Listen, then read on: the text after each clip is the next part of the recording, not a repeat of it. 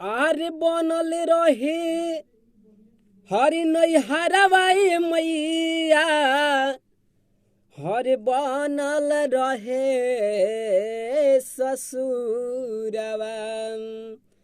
बनल रहे नैहरवाई मैया, बनल रहे ससुरवा।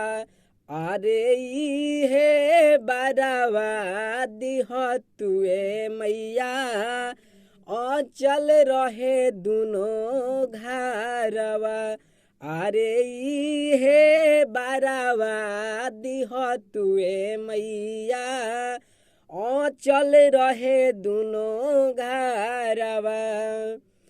मनवा में लागल रहे इहे हो कालापना, पूरा कोई दे तू मैया दिलावा के सपना।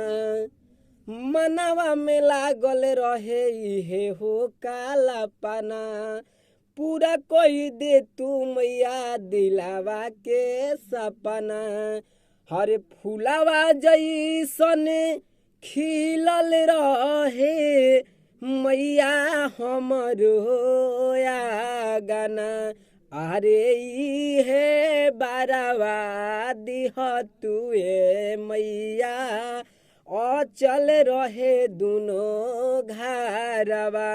अरे इहे बरवा दिह तुए मैया, बनल रहे दुनो घरवा। अरे इहे बरवा दिह तुए मैया, बनल रहे दुनो घरवा। नमस्ते, प्रणाम।